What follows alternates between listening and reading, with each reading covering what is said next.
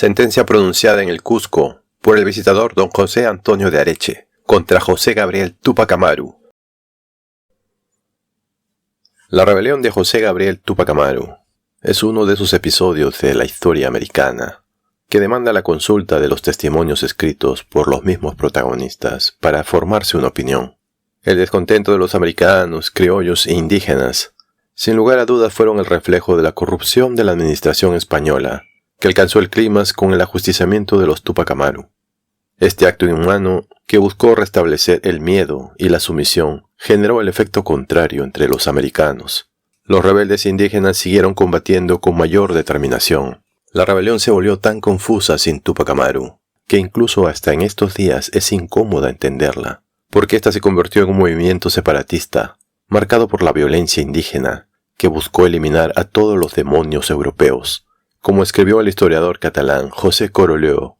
En esa época estalló la terrible sublevación de los indios, que estuvo a pique de acabar no ya con la soberanía de España en la colonia, sino con la dominación europea en América, porque en realidad no tuvo el carácter de una rebelión política, sino el de una guerra de razas.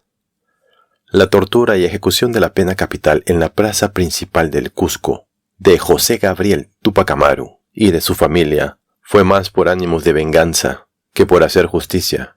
El visitador José Antonio de Areche ordenó y supervisó la tortura de los líderes rebeldes el 18 de mayo de 1781. Asimismo, Areche, habiendo presenciado la reverencia que le hacían los indios a Túpac Amaru, como el último de sus incas, se aseguró que todos los Túpac Amaru sean castigados y desterrados a los presidios de África. Además ordenó que todos los símbolos que recuerden a todos los antiguos soberanos del Perú sean eliminados de la memoria colectiva de los pueblos originarios.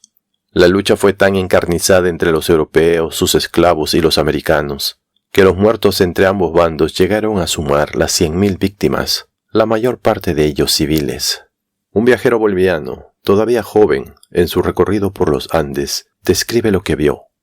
20 años después de estos acontecimientos, este escritor vio las llanuras de Sica Sica y Calamaca por una extensión de 14 leguas, cubierta de montones de huesos humanos sin enterrar, tendidos donde cayeron los desdichados indios para blanquearse bajo el sol tropical.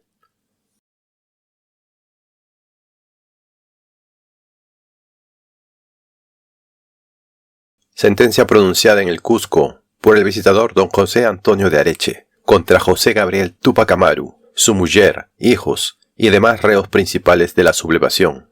En la causa criminal que ante mí pende, y se ha seguido de oficio de la Real Justicia, contra José Gabriel Túpac Amaru, cacique del pueblo de Tungazuca, en la provincia de Tinta, por el horrendo crimen de rebelión o alzamiento general de los indios, mestizos y otras castas, pensado más ha de 5 años, y ejecutado en casi todos los territorios de este virreinato, y el de Buenos Aires, con la idea de que está convencido de quererse coronar señor de ellos y libertador de las que llamaba miserias de estas clases de habitantes, que logró seducir, a la cual dio principio con ahorcar a su corregidor, don Antonio de Arriaga. Observado los testimonios de las leyes en que ha hecho de acusador fiscal, el doctor don José de Saldívar y Saavedra, abogado de la Real Audiencia de Lima, y de defensor el doctor Miguel de Iturrizarra, también abogado de la propia audiencia. Visto los autos y lo que de ellos resulta, fallo atento a su mérito, y a que el reo ha intentado la fuga del calabozo en que se halla preso por 2 ocasiones, como consta de fojas 188 a fojas 194, vuelta, y de fojas 231 a fojas 235, e igualmente a lo interesante que es al público, y a todo este reino del Perú, para la más pronta tranquilidad de las provincias sublevadas por él, la noticia de la ejecución de la sentencia y su muerte, evitando con ella las varias ideas que se han extendido entre casi toda la nación de los indios, llenos de supersticiones, que los inclinan a creer la imposibilidad de que se le imponga pena capital, por lo elevado de su carácter, creyéndole del tronco principal de los incas, como sea titulado, y por eso dueño absoluto y natural de estos dominios y vasallaje, poniéndome también a la vista la naturaleza, condición, bajas costumbres y educación de estos mismos indios, y las de otras castas de la plebe, las cuales han contribuido mucho a la mayor facilidad en la ejecución de las depravadas intenciones del dicho reo, José Gabriel Túpac Amaru, teniéndolos alucinados, sumisos, prontos y obedientes a cualquiera orden suya, habiendo llegado los primeros hasta resistir el vigoroso fuego de nuestras armas contra su natural pavor, y les ha hecho manifestar un odio implacable a todo europeo, o a toda cara blanca, o pucacuncas, como ellos explican, haciéndose autores él y estos de innumerables estragos, insultos, horrores, robos, muertes, estupros, violencias inauditas, profanación de iglesias, vilipendio de sus ministros, escarnio de las más tremendas armas suyas, cual es la excomunión, contemplándose inmunes o exentos de ellas, por asegurárselo así, con otras malditas inspiraciones, el que llamaban su Inca, quien, al mismo tiempo que publicaba en las innumerables convocatorias, bandos y órdenes suyos, de que hay bastantes originales en estos autos, que no iban contra la Iglesia, la privaba, como va dicho, de sus mayores fuerzas y potestad, haciéndose legislador en sus más sagrados arcanos y ministerios, cuyo sistema seguía del propio modo contra su legítimo soberano, contra el más augusto, más benigno, más recto, más venerable y amable de cuantos monarcas han ocupado hasta ahora el trono de España y de las Américas, privando a una y otra alta potestad de sus más particulares prerrogativas y poder, pues ponía en las doctrinas curas, se recibía en las iglesias bajo de palio, nombraba justicias mayores en las provincias, quitaba los repartimientos o comercio permitido por tarifa a sus jueces, levantaba las subvenciones eclesiásticas, extinguía las aduanas reales y otros derechos que llamaba injustos, abría y quemaba los obrajes, aboliendo las gracias de mitas, que concede las leyes municipales a sus respectivos destinos, mandaba embargar los bienes de los particulares habitantes de ellas, y no contento con esto, quería ejecutar lo mismo, tomando los caudales de las arcas reales, imponía pena de la vida a los que no le obedecían, plantaba o formaba horcas a este fin en todos los pueblos, ejecutando muchas, se hacía pagar tributos, sublevaba con este miedo y sus diabólicas ofertas las poblaciones y provincias, sustrayendo a sus moradores de la obediencia justa de su legítimo y verdadero Señor, aquel que está puesto por Dios mismo para que las mande en calidad de soberano, hasta dejar pasar en sus tropas la inicua ilusión de que resucitaría después de coronado, a los que muriesen en sus combates, teniendo o haciéndoles creer que era justa la causa que defendía, tanto por su libertador, como por ser el único descendiente del tronco principal de los incas, mandando fundir cañones como fundió muchos, para oponerse a la autoridad del rey y sus poderosas y triunfantes armas, reduciendo las campanas de las iglesias y cobre que robó a este uso. Asignaba el lugar de su palacio y el método de su legislación para cuando fuese jefe universal de esta tierra, y quería hacer patente su jura a toda su nación, atribuyéndose dictados reales, como lo comprueba el papel borrador de foja 139, que se encontró en su mismo vestido, que lo convence. Se hizo pintar y retratar en prueba de estos designios torpes, con insignias reales de Unco, Masca y Pacha y otras, poniendo por trofeos el triunfo que se atribuía a haber conseguido en el pueblo de Sangarará, representando los muertos y heridos con las llamas que abrazaron la iglesia de él, y la libertad que dio a los que se hallaban presos en sus cárceles. Y últimamente, desde el principio de su traición, mandó y mandaba como rey, bajo el frívolo y falso pretexto de ser descendiente legítimo y único, según va indicado, de la sangre real de los emperadores gentiles, y con especialidad del Inca Felipe Túpac Amaru, cuya declaración se usurpó desde luego sin facultad, pues el tribunal de la Real Audiencia de Lima, donde pendía esta causa, no le había declarado ningún derecho a esta descendencia. Antes, por el contrario, había fundamentos bien seguros para denegársela, cuyas presunciones de entroncamiento, no obstante de hallarse en este tan dudoso estado,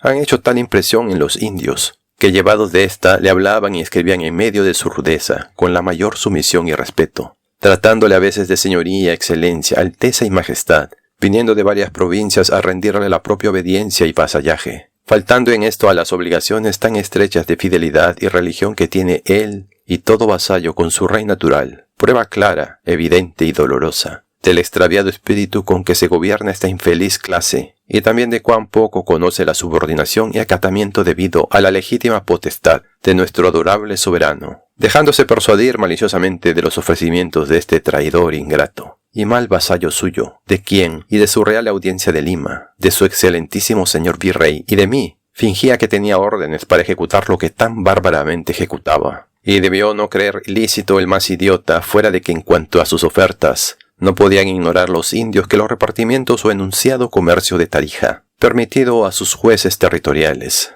se iba a quitar tan en breve como ha señalado la experiencia, constándoles así de esto, como que nuestro respetable soberano deseaba y procuraba, según ha deseado y procurado siempre, su alivio. También sabían que las obvenciones no las pagan ni han pagado, sino por su propia voluntad, libre y espontánea, apeteciéndolo y anhelándolo muchos de ellos mismos, por los entierros de pompa y uso de los demás sagrados sacramentos, con la ostentación que les ocasiona crecidos gastos, pues a sus respectivos doctrineros o curas se les satisface y ha satisfecho el correspondiente sínodo, sin que tengan estos derecho o acción a emolumentos u obvenciones. Tampoco ha debido ignorar este insurgente y sus malvados secuaces, para unírsele por sus promesas que, conforme a la ley del reino, están exentos de alcabala, según se observa escrupulosamente en lo que es de su crianza, labranza propia, e industria de estas, pero de suerte que para este beneficio y liberalidad no lo conviertan, como lo suelen convertir, en agravio de nuestro Rey y Señor, sirviendo ellos mismos de defraudadores del derecho de alcabala, llevando en su cabeza o a su nombre, con guías supuestas, a las ciudades o pueblos de consumo y comercio, lo que no es suyo y no les pertenece, siendo de otros no exentos, contraviniendo en esto a todas las leyes de cristianos, de vasallos y de hombres de bien o de verdad, justicia y rectitud, a cuyo fin y para que cumplan con estas cualidades y aquellas soberanas decisiones, se ha procurado siempre que dichas guías examinen y vean con cuidado, y las saquen, las lleven y se las den, sin costo ni detención alguna, los ministros recaudadores de este real derecho, y celadores de tales fraudes que han cometido y comete con repetición esta clase de privilegiados, cuyo celo justo y diligencia debida llama a este traidor escandalosamente opresión y gravamen, sin conocer que son los indios quienes le han formado, si es que lo es, y no se mira que de otro modo están aventurados los caudales, o sagradas rentas del Estado, sabiendo igualmente él y los de su mal educada nación, que ningunas otras pensiones reales pagan, y aun cuando las pagaran, la religión y el vasallaje les dicta, enseña y demuestra el cumplimiento de lo mandado en este punto por los legítimos superiores, atendiendo a que éstos no anhelan a otra cosa que a subirlos a su mayor y más completa felicidad, y que estos derechos son precisos e indispensables para la defensa de nuestra amada y venerada Santa Iglesia Católica, para amparo de ellos y de los otros, sus compasallos manteniéndolos en justicia, o para defenderlos contra toda potestad enemiga, o cualesquiera persona que les insulte o insultase, perjudique o perjudicase en sus vidas, en sus bienes, en sus haciendas, en su honra, y en su quietud o sosiego. Considerando pues a todo esto, y a las libertades con que convidó este vil insurgente a los indios y demás castas, para que se les uniesen, hasta ofrecer a los esclavos la de su esclavitud, y reflexionando juntamente el infeliz y miserable estado en que quedan estas provincias que alteró, y con dificultad subsanarán, o se restablecerán en muchos años de los perjuicios causados en ellas por el referido José Gabriel Túpac Amaru, con las detestables máximas esparcidas y adoptadas en los de su nación y socios o confederados a tan horrendo fin, y mirando también a los remedios que exige de pronto la quietud de estos territorios, el castigo de los culpados, la justa subordinación a Dios, al Rey y a sus ministros, debo condenar y condeno a José Gabriel Túpac Amaru, a que sea sacado a la plaza principal y pública de esta ciudad, arrastrado hasta el lugar del suplicio, donde presencia la ejecución de las sentencias que se dieren a su mujer, Micaela Bastidas, sus 2 hijos, Hipólito y Fernando Túpac Amaru, a su tío, Francisco Túpac Amaru, a su cuñado Antonio Bastidas, y algunos de los principales capitanes y auxiliadores de su inicua y perversa intención o proyecto, los cuales han de morir en el propio día, y concluidas estas sentencias, se les cortará por el verdugo la lengua, y después amarrado o atado por cada uno de los brazos y pies con cuerdas fuertes, y de modo que cada una de estas se pueda atar o prender con facilidad a otras que prendan de la cincha de 4 caballos, para que, puesto de este modo, de suerte que cada uno de estos tire de su lado, mirando a otras 4 esquinas o puntas de la plaza, marchen, partan o arranquen a una voz los caballos, de forma que quede dividido su cuerpo en otras tantas partes, llevándose luego que sea hora, al cerro altura llamada de Picchu, a donde tuvo el atrevimiento de venir a intimidar, sitiar y pedir que se rindiese esta ciudad, para que allí se queme una hoguera que estará preparada, echando sus cenizas al aire, y en cuyo lugar se pondrá una lápida de piedra, que exprese sus principales delitos y muerte, para solo memoria y escarmiento de su execrable acción. Su cabeza se remitirá al pueblo de Tinta, para que, estando 3 días en la horca, se ponga después en un palo a la entrada más pública de él, uno de los brazos al de Tungazuca, en donde fue cacique, para lo mismo, y el otro para que se ponga y ejecute lo propio en la capital de la provincia de Carabaya, enviándose igualmente, y para que se observe la referida demostración, una pierna al pueblo de Libitaca en la de Chumbivilcas, y la restante al de Santa Rosa en la de Lampa, con testimonio y orden a los respectivos corregidores o justicias territoriales, para que publiquen esta sentencia con la mayor solemnidad por bando, luego que llegue a sus manos, y en otro igual día todos los años subsiguientes, de que se darán aviso instruido a los superiores gobiernos, a quienes reconozcan dichos territorios, que las casas de éste sean arrasadas o batidas, y saladas a vista de todos los vecinos del pueblo o pueblos donde los tuviere o existan, que se confisquen todos sus bienes, a cuyo fin se da correspondiente comisión a los jueces provinciales, que todos los individuos de su familia que hasta ahora no hayan venido, ni vinieren a poder de nuestras armas, y de la justicia que suspira por ellos, para castigarlos con iguales, rigurosas y afrentosas penas, queden infames, inhábiles para adquirir, poseer u obtener de cualquier modo herencia alguna o sucesión, si en algún tiempo quisiesen o hubiesen quienes pretendan derecho a ella, que se recojan los autos seguidos sobre su descendencia en la expresada Real Audiencia, quemándose públicamente por el verdugo en la plaza pública de Lima, para que no quede memoria de tales documentos, y de los que solo hubiesen en ellos testimonio, se reconocerá y averiguará a dónde paran sus originales, dentro del término que se asigne, para la propia ejecución. Y por lo que mira a la ilusa nación de los indios, se consultará a su majestad lo oportuno, con el fin de que, si ahora o en algún tiempo quisiese alguno de estos pretender nobleza y descendencia igual o semejante de los antiguos reyes de su gentilidad, sea, con otras cosas que se le consultarán, reservado este permiso y conocimiento a su real persona, con inhibición absoluta, y bajo de las más graves y rigurosas penas a cualquier juez o tribunal que contraviniese a esto, recibiendo semejantes informaciones, y que las recibidas hasta ahora sean de ningún valor ni efecto hasta que el rey las confirme, por ser esta resolución muy conforme a estorbar lo que se lee a fojas 34. Vuelta de estos autos, reservando del propio modo a su soberana determinación lo conveniente que es y será, atendidas las razones que van indicadas y a que este traidor logró armarse, formar ejército y fuerza contra sus reales armas, valiéndose o seduciendo y ganando con sus falsedades a los caciques, o segundas personas de ellos en las poblaciones, el que éstas, siendo de indios, no se gobiernen por tales caciques, sino que las dirijan los alcaldes electivos anuales, que voten o nombren éstas, cuidando las mismas comunidades electoras, y los corregidores preferir a los que sepan la lengua castellana, y a los de mejor conducta, fama y costumbres para que traten bien y con amor a sus súbditos, y dispensando cuando más y por ahora que lo sean aquellos que han manifestado justamente su inclinación y fidelidad, anhelo, respeto y obediencia, por la mayor gloria, sumisión y gratitud a nuestro gran monarca, exponiendo sus vidas, bienes o haciendas en defensa de la patria o de la religión, oyendo con bizarro desprecio las amenazas y ofrecimientos de dicho rebelde principal y sus jefes militares,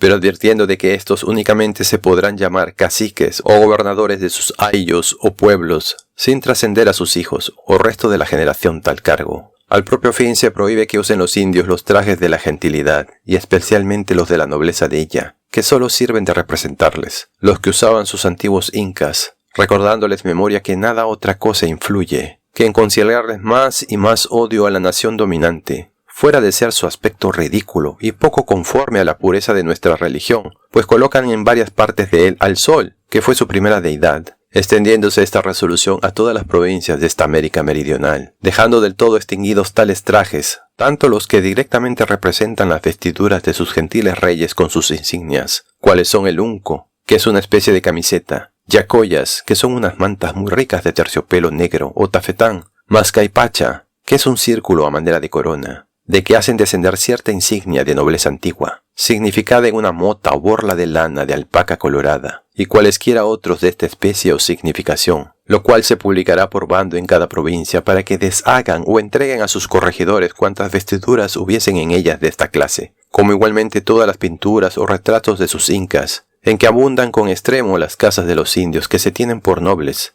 para sostener o jactarse de su descendencia, las cuales se borrarán indefectiblemente, como que no merecen la dignidad de estar pintados en tales sitios, y a tales fines, borrándose igualmente, o de modo que no quede señal, si hubiese algunos retratos de estos en las paredes u otras partes de firme, en las iglesias, monasterios, hospitales, lugares píos o casas particulares, pasándose los correspondientes oficios a los reverendos arzobispos y obispos de ambos virreinatos, por lo que hace a las primeras, sustituyéndose mejor semejantes adornos por el del rey y nuestros otros soberanos católicos, en el caso de necesitarse. También se le harán les ministros corregidores, que no se representen en ningún pueblo de sus respectivas provincias comedias u otras funciones públicas de las que suelen usar los indios para memoria de sus dichos antiguos incas, y de haberlo ejecutado, darán cuenta certificada a las secretarías de los respectivos gobiernos. Del propio modo, se prohíben y quitan las trompetas o clarines que usan los indios en sus funciones, a las que llaman pututos, y son unos caracoles marinos de un sonido extraño y lúgubre, con que anuncian el duelo y lamentable memoria que hacen de su antigüedad,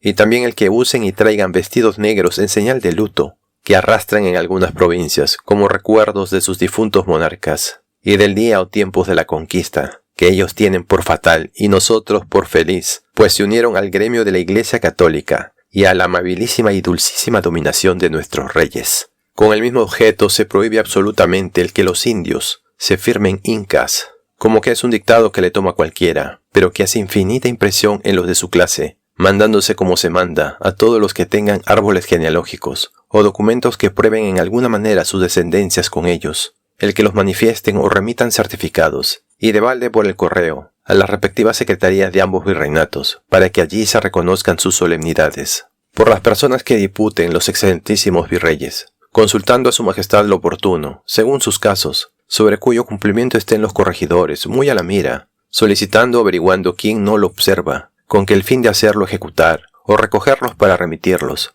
dejándoles un resguardo, y para que estos indios se despeguen del odio que han concebido contra los españoles, y sigan los trajes que les señalan las leyes, se vistan de nuestras costumbres españolas, y hablen la lengua castellana. Se introducirá con mayor vigor que hasta aquí el uso de sus escuelas, bajo las penas más rigurosas y justas, contra los que no las usen, después de pasado algún tiempo en que las puedan haber aprendido, pasándose con esta propia idea oficios de ruego y encargo a los muy reverendos prelados eclesiásticos, para que en las oposiciones de curatos o doctrinas atiendan muy particularmente a los opositores que traigan certificaciones de los jueces provinciales, del mayor número de feligreses que hablen en ellas dicha lengua castellana, poniendo las ternas que remitan a los señores vicepatronos, esta circunstancia respectiva a cada uno de los propuestos, dándose para hablarla perfectamente, o de modo que se expliquen en todos sus asuntos, el término de 4 años, y que los señores obispos y corregidores den cuenta en cada uno de estos al respectivo superior gobierno, quedando el soberano arbitrio de su majestad,